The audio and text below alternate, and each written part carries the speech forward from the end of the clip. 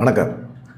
எடப்பாடி பழனிசாமி நேற்று சேலத்தில் வந்து மாவட்ட நிர்வாகிகளோட ஆலோசனை பண்ணுறாரு. ஆலோசனை பண்ணால் என்ன பண்ணணும்? தேர்தலில் தொடர்ந்து தோல்வியை கொடுக்குறோம். அது இல்லாமல் அதிமுகலேருந்து ஏன் விலகி போகிறாங்க, நிறைய பேர் விலகி போகிறாங்க, அதுக்கான முக்கியமான காரணம் என்ன அப்படின்லாம் பற்றி ஆலோசனை பண்ணால் அது உண்மையாக கட்சி வளர்ச்சிக்காக பயன்படும். அதை விட்டுட்டு அதிமுகலேருந்து போகிறவங்க அதிகாரத்துக்காகவும் ஆட்சியில் உட்காரணும் அப்படிங்கிறதுக்காகவும் போகிறாங்க. அவங்க அவங்க போனவங்க திரும்ப வந்தாங்கன்னா அவங்க ஜீரோலேருந்து தான் ஆரம்பிக்கணும். ஏன் திரும்ப வர போகிறாங்க? எடப்பாடி பழனிசாமி அவ்வளோ பெரிய ஆளுமையா அப்படிங்கிற ஒரு கேள்வி தான் அவங்கள்ட்ட இருக்குது, போனவங்கள்ட்ட இருக்குது. அங்கே அவமரியாதை கொடுக்குது இல்லை மரியாதை இல்லை அப்படிங்கிறத பற்றியெல்லாம் எடப்பாடி பழனிசாமி கவலைப்பட வேண்டியதே இல்லை. போனவங்க கவலைப்பட்டுக்கணும் வேண்டிய விஷயம் அது.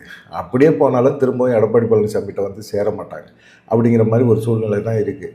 இவர் தோல்விக்கான காரணம் என்ன? இத்தனை தொடர்ந்து தோல்வி கொடுக்குறோம். அதிமுக வெற்றி தோல்வி ரெண்டுமே சகஜம்தான். தோல்வி வந்து தொடர்ந்து தோல்வி இருக்காது அப்படின்னு சொல்கிறார். தொடர் தோல்வியை தான் கொடுத்துருக்கிறார். கொடுத்த பிறகுமே திரும்பவும் வந்து தோல்விக்கான காரணத்தை பற்றி ஆராய மாட்டேங்கிறார்.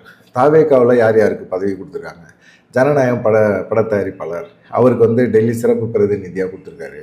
அவர் ஆதரவாளர் தமிழ்நாடு அரசின் ஆலோசகராக பதவி கொடுத்துருக்கிறாரு. இப்படி எல்லாத்துக்குமே சொல்லப்போனால் அவருக்கு மேக்கப் போடுறாங்கல்ல, அவருக்கு கூட தமிழ்நாட்டில் மிக முக்கியமான பதவி கூட கொடுப்பார். அது கொடுத்துட்டு போவார். அதுக்கு என்ன இருக்குது? அவருக்கு வந்து பிடிச்ச நபர்கள், நம்பிக்கையான நபர்கள், அவங்களுக்கு முக்கியமான பதவியை கொடுக்குறாரு. அதை பற்றி எடப்பாடி பழனிசாமி கவலைப்பட வேண்டிய அவசியமே கிடையாது. இன்றைக்கி தாவேகா ஆட்சி இருக்குது அப்படின்னா தாவேகா ஆட்சியோட குறைகளை சொல்லுங்கள். அதை விட்டுட்டு அவங்க யார் யாருக்கெல்லாம் பதவி கொடுக்குறாங்க அப்படிங்கிறத பற்றி எடப்பாடி பழனிசாமி கவலைப்பட வேண்டிய அவசியமே கிடையாது. அது இல்லாமல் தாவேகாவில் சிங்கப்பெண் சிறப்பு படை அப்படின்னு ஒரு திட்டத்தை ஆரம்பித்தாங்க. அதை ரீல்ஸாக எடுத்து போட்டாங்க. அதுக்கப்புறமா அவங்க எங்கே இருக்கிறாங்கன்னே தெரியல. அவங்க ரியலாகவே இருக்கிறாங்களா அப்படிங்கிறது தெரியல. அது இல்லாமல் அந்த சிங்கப்பெண் படம் இருக்குல்ல, அதெல்லாம் ராத்திரியில் ரோந்து போகிறதுக்கு ஒரு காவல்துறை பாதுகாப்பு போலீஸும் பின்னாடியே போக வேண்டியதாக இருக்குது. சிங்கப்பெண்களுக்கு தாவேகா ஆட்சியில் வந்து பாதுகாப்பு கொடுக்க வேண்டியிருக்கு அப்படின்னு சொல்லி ஒரு குண்டத்துக்கு போடுறாரு. இந்த ஆட்சி இருக்குல்ல, இப்போ தாவேகா ஆட்சி அமைஞ்சிருக்குல்ல, அது வந்து குரங்கு கையில் கிடச்ச பூமாலை. ஏன்னா இப்போ எடப்பாடி பழனிசாமி முதலமைச்சராக இருந்தான்னா ஒரு நல்ல கையில் கிடச்ச பூமாலையாக இருந்திருக்கும். அப்படியே போய் கடவுளுக்கு சாத்துற பூமாலையாக இருந்திருக்கும். இப்போ ஆட்சி வந்து குரங்கு கையில் கிடச்ச பூமாலை. தாவேகா வந்து தனி பெரும்பான்மையிலலாம் ஆட்சி அமைக்கலை, திமுக கூட்டணி கட்சிகளோட உதவியோடு தான் ஆட்சி நடந்திருக்குது அப்படிங்கிற மாதிரி சொல்லியிருக்காரு. அதனால் பார்த்திங்கன்னா இப்போ அதிமுகலேருந்து தாவேகாவுக்கு போயிருக்காங்கள்ல, அவங்கெல்லாம் வந்து ரொம்ப நல்லவங்க கிடையாது, ஊழல் வழக்கில் சிக்கி சின்ன பின்னமானவங்க. அவங்கள சேர்த்துறனால விஜய் வந்து ஒரு தூய ஆட்சியை கொடுப்பாரு அப்படிங்கிற நம்பிக்கைலாம் எங்களுக்கு கிடையாது அப்படிங்கிற மாதிரி பேசியிருக்காரு. எடப்பாடி பழனிசாமி இப்படியெல்லாம் பேசியிருக்காரு. சரி, இதை பற்றி முழு வீடியோவில் பார்க்கலாம். அதுக்கு முன்னாடி முதல் முறையாக நம்ம வீடியோவை பார்க்குறீங்க அப்படின்னா சப்ஸ்கிரைப் பண்ணிடுங்க, லைக் பண்ணிடுங்க, வீடியோவை முழுசாக பார்த்துட்டு கமெண்ட் பண்ணுங்கள். அதுக்கப்புறமா ஹைப் பட்டன் அதையுமே அமைக்கி விடுங்க அப்படின்னு சொல்லிட்டு இப்போ மேட்ருக்குள்ளே போகலாம். எடப்பாடி பழனிசாமி என்ன சொல்லியிருக்காரு அப்படின்னா, ஒரிஜினல் களவாணி வந்து தாவேகா தான், திமுக கூட்டணி கட்சிகளோட தயவால் தான் வந்து விஜய் ஆட்சியே ஓடுது, அவங்க காலை வாரினாங்க அப்படின்னா ஆட்சி கலந்துடும் அப்படின்னு சொல்லியிருக்காரு. அதே போல் கரூர் வழக்கில் வந்து சிபிஐ ஒருத்தரை தூக்குனாங்க அப்படின்னா தாவேகாவே ஆட்டங்கன்றோம் அப்படின்னு சொல்கிறாரு. எடப்பாடி பழனிசாமி இப்படியெல்லாம் பேசியிருக்கிறாரு. என்ன காரணம் அப்படின்னு பார்த்தீங்கன்னா பொறாமை தான், வைத்தறிச்சல் தான். அதிமுகவே வந்து சுத்தமாக காலி பண்ணுறாரு விஜய். அது இல்லாமல் நீர்த்து போன கட்சி, தீர்ந்து போன கட்சி அப்படிங்கலாம் சும்மா பொதுவெளியில் போட்டு உடைக்கிறாரு எடப்பாடி பழனிசாமி. இதுக்கெல்லாம் பதில் சொல்லவே முடியல. ஏன்னா இங்கே அதிமுகலேருந்து தினம் நிறைய கும்பலாக ஆட்கள் வந்து அங்கே போய் சேர்ந்துக்கிட்டே இருக்கிறாங்க. ஏதாவது ஒன்று பண்ணி தான் ஆகணும். போகிறவங்க போட்டோம் அப்படின்னா கடைசியில் எடப்பாடி பழனிசாமி மட்டும்தான் இருப்பார் அதிமுகவில். அது எதுக்காக பொதுக்குழு கூட்டு, செயற்குழு கூட்டு அப்படின்னு சொன்னாலும் கூட்டவும் மாட்டேங்கிறாரு. இவராக வந்து மாவட்டந்தோறும் நிர்வாகிகள்கிட்ட போய் ஆலோசனை பண்ணுறேங்கிறாரு. அந்த நிர்வாகிகளுக்கு வந்து அட்வைஸ் பண்ணிடுறாங்க. என்னன்னா, கேள்வி கேட்கக்கூடாது, எடப்பாடி பழனிசாமி என்ன சொல்கிறாரோ அதை மட்டும் கேளுங்க, நீங்கள் கேள்வி கேட்குற மாதிரி இருந்தீங்கன்னா அந்த ஆலோசனை கூட்டத்துக்கு வரக்கூடாது அப்படிங்கிற மாதிரி ஒன்றிய செயலாளர், நகர செயலாளர், நிர்வாகிகள் இவங்களுக்கெல்லாம் சொல்லிடுறாங்க. சொன்ன பிறகு அங்கே போய் என்ன பண்ணுறது? சும்மா போய் உட்காந்துட்டு நானும் அதிமுகக்காரன் அப்படின்னு சொல்லிட்டு உட்காந்துட்டு வர்றதுல என்ன இருக்குது? உண்மையான அதிமுக தொண்டன் வந்து வேதனைப்படுற அளவுக்கு எடப்பாடி பழனிசாமி நடந்துக்கிட்டே இருக்கிறாரு. அது இல்லாமல் அந்த ஆலோசனை கூட்டத்தில் சேலத்தில் நடந்த அந்த சூரமங்கலத்தில் நடந்த அந்த ஆலோசனை கூட்டத்தில் அவர் பேசின ஒரு விஷயம் என்னென்னா, தேர்தலில் வந்து வெற்றி தோல்வி மாறி மாறி வருங்க. வெற்றியை வந்து நம்ம பெருசாக எடுத்துக்கூடாது. அதிமுக வெற்றி பெற்றப்பெல்லாம் தலகால் புரியாமல் ஆடினதே கிடையாது, தோல்வியை கண்டு தோண்டு போனதுமே கிடையாது அப்படின்னு சொல்லி விஜய் பேசுகிற மாதிரியே ஒரு பஞ்சு டைலாக பேசுகிறாரு. இவர் என்னைக்கு ஜெயிச்சார்? தோல்வி தான், தொடர்ந்து தோல்வி தான். இவர் என்னைக்கு ஜெயிச்சார்? ஜெயலலிதா அம்மா இருந்தபோது ஜெயிச்சு கொடுத்துட்டு போன அந்த ஆட்சி தான். அதுக்கப்புறம் இவர்னால எங்கேயாவது ஒரு இடத்துல ஜெயிச்சு தன்னுடைய வந்து மிகப்பெரிய ஒரு ஆளுமை அப்படின்னு நிரூபிக்க அவர்னால முடிஞ்சுதா? முடியல இல்லை, பண்ண முடியல இல்லை. இதில் என்ன வெற்றி தோல்வி சகஜங்கிறது? அது வெற்றி தோல்வி சகஜம்தான். ஆனால் தொடர்ந்து தோல்வியை கொடுக்கறது சகஜமா? பரிசீலனை பண்ணணும்ல, சுய பரிசோதனை செஞ்சால் தானே நம்ம திரும்பவும் நம்ம கட்சி ஏன் இப்படி தொடர்ந்து ஒரு தோல்வியை கொடுத்துக்கிட்டே இருக்குது, தொடர்ந்து கட்சிக்குள்ளே இருக்கிறவங்களும் வெளியேறிக்கிட்டே இருக்கிறாங்க, முழுக்க முழுக்க யார் காரணம்? மற்றவங்க மேலே போய் காரணத்தை போடக்கூடாது, பழியை போடக்கூடாது. நம்ம வந்து நம்ம மேலே குற்றச்சாட்டு சொல்கிறாங்கன்னா அந்த குற்றச்சாட்டு என்ன அப்படின்னு சொல்லி அதை திருத்திக்க பார்க்கணும், மற்றவங்களோட ஆலோசனையை கேட்கணும். கட்சியில் இருக்கிறவங்க எல்லாமே 2ஆம் கட்ட தலைவர்கள்லாம் இருக்கிறவங்க சொல்லுவாங்க, அதை கேட்கணும். அதே போல் கூட்டணி அமைக்கிறதுலையுமே வந்து எடப்பாடி பழனிசாமி நிறைய சொதப்பினார். அதனால வந்து இப்போ என்ன சொல்கிறாருன்னா, அரசியல் சூழ்நிலைக்கு ஏற்ப என்ன ஒரு சூழ்நிலை இங்கே வந்துச்சு, அந்த சூழ்நிலைக்கு போய் கூட்டணி கட்சிகள் மாறுவது இயல்பு. இப்போ பாஜகவுக்கு ரூட் விட போகிறாரு. ஆனாலும் இவர் கூட இப்போ வந்து அதிமுகவோட வந்து கூட்டணி வைக்கிறதுக்கு பெருசாக கட்சிகள் வந்து முன் வரலை. இப்போ தாவேகாவோட கூட்டணி வைப்பாங்க, ஆனால் எடப்பாடி பழனிசாமி அதிமுகவோட கூட்டணி வைக்கிறதுக்கு பெரிய பெரிய கட்சிகள் எல்லாம் வராது, இனிமே வராது. உள்ளாட்சி தேர்தலாக இருந்தாலும் சரி, எந்த தேர்தலாக இருந்தாலும் சரி, ஒன்று திமுக கூட்டணியில் இருக்கும், இல்லைன்னா இன்னொன்று தாவேகா கூட்டணி போகும். அப்படி தான், மற்றபடியெல்லாம் பெருசாக இருக்கிற மாதிரியே தெரியல. அது இல்லாமல் அவர் எடப்பாடி பழனிசாமியோட வகித்தறிச்சல் என்ன அப்படின்னா, ஒரு கட்சியை ஆரம்பித்து 2 வருஷத்துக்குள்ளே வெற்றி வாய்ப்பு கிடைச்சிருக்குன்னா அவங்க வந்து உழைச்சி வாங்கியிருக்காங்களா? வேலையெல்லாம் எங்கேயுமே பார்க்கலங்க, சரியாக கூட பிரச்சாரம் பண்ணலங்க. நான்லாம் ராத்திரி பகல்னு தூங்காமல் ஊர் ஊராக அலைஞ்சு போய் பிரச்சாரம்லாம் பண்ணேன். எவ்வளவு ஏரியாக்களில் எவ்வளோ மக்களை போய் சந்தித்தேன், அவ்வளோ மக்களுமே சந்தித்து போய் பிரச்சாரம் பண்ணி உழைச்சி அப்பையும் தோல்வி தான் கிடச்சிது. எங்கே இவனுங்க போய் பிரச்சாரம் பண்ணானுங்க? ஒன்றுமே பிரச்சாரமே பண்ணலை. பிரச்சாரம் பண்ணாமே ஜெயிச்சிட்டானுங்க. இதெல்லாம் வந்து எப்படி ஜெயிச்சானுங்க தெரியுமா?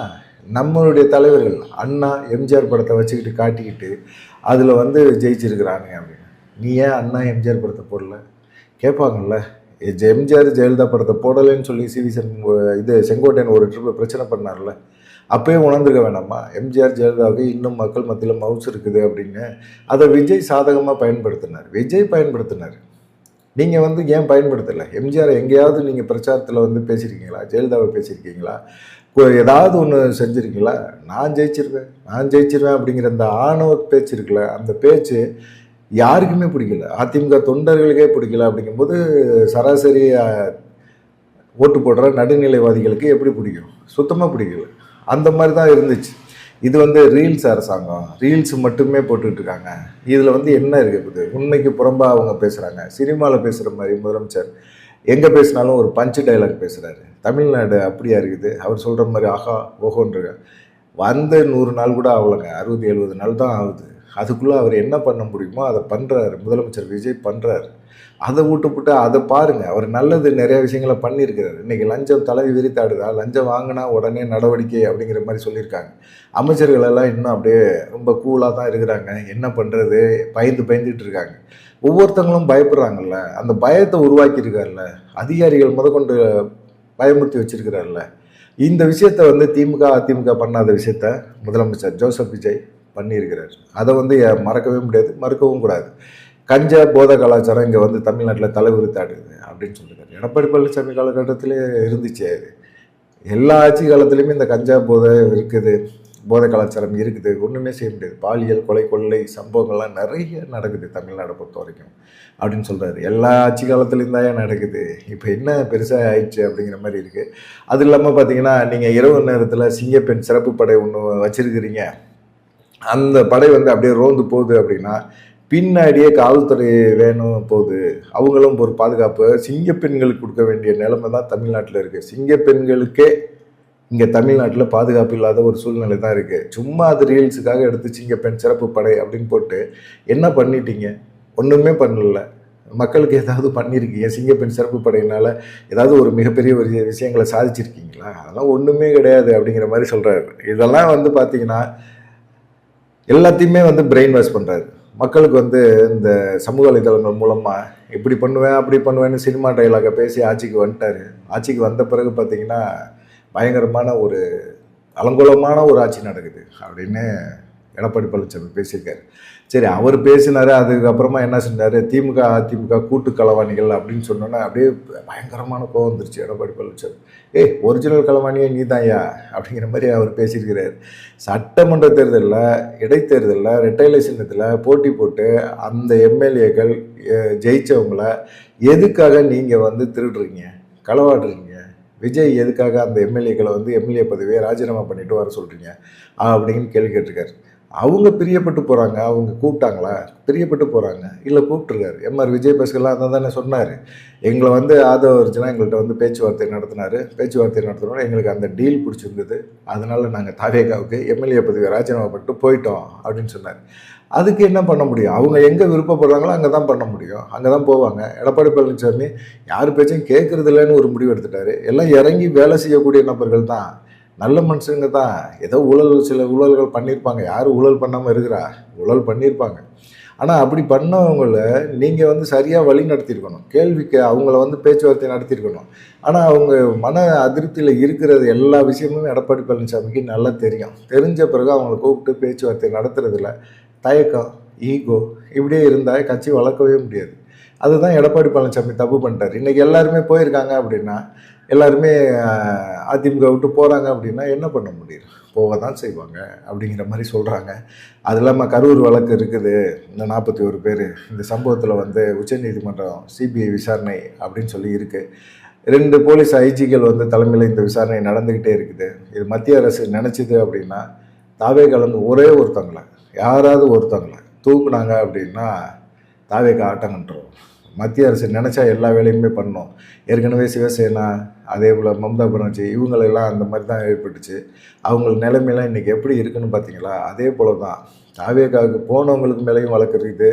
தாவேகா வந்து இந்த கரூர் சம்பவத்தில் சிக்கியிருக்குது. மத்திய அரசு நினச்சா மட்டும் தாவேகா வந்து ஒன்றும் இல்லாமல் பண்ண முடியும், பண்ணுவாங்க, வெயிட் பண்ணுறாங்க, காலம் காத்திருக்கிறாங்க அப்படிங்கிற மாதிரி சொல்லிகிட்டு இருக்காரு. அது வந்து எத்தனை நாளைக்கு இவர் பேசுவார், இது சம்மந்தமாக பேசுவார் அப்படின்னு சொல்லல.